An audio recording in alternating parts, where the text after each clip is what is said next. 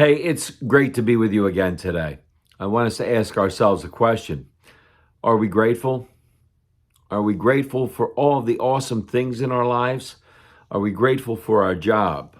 Are we grateful for our church, our community, our wife, our husband, our kids, our mom, our dad, our friends?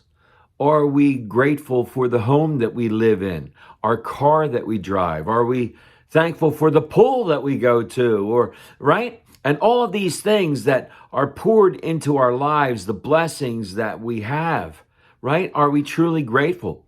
And when these things pour into our lives, do we thank the people that gave them to us? Do we thank God for the blessings that continually pour into our lives? Or do we get focused on just the bad?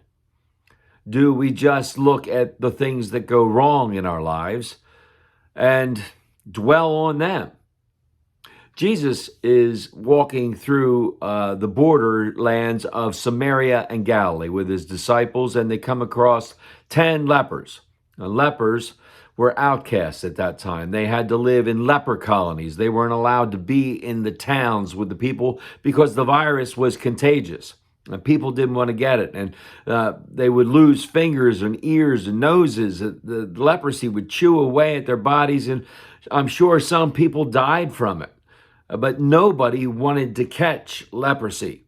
And so they had to stay away from everyone and yell, "Unclean, unclean." And Jesus comes across these 10 guys and they see him and they start to yell, "Jesus, Master, have mercy on us." And Jesus says, "Come here." And these 10 lepers walk over to him and he says, "I want you to go and show yourself to the priests." Now, the only people who could declare a leper clean from leprosy were the priests who would examine the people.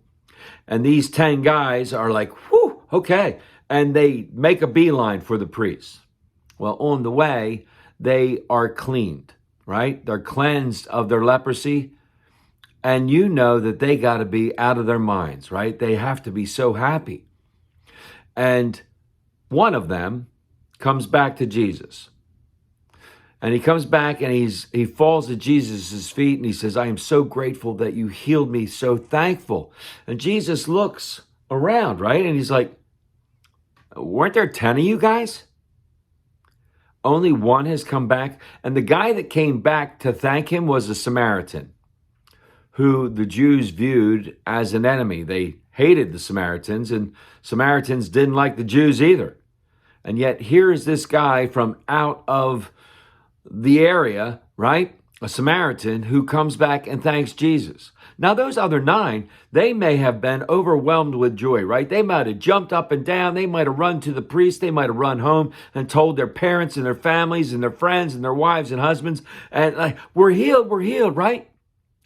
But only one was truly grateful enough to come back and thank the one who had healed them. We need to keep that in mind.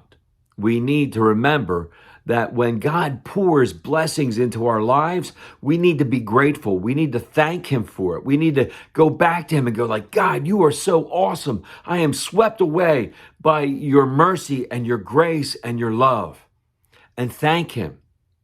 And then we need to let others know what God has done for us so that they can see and they can be a part of it. And they can be grateful as well. Gratefulness is contagious. Let us be the one that spreads gratefulness.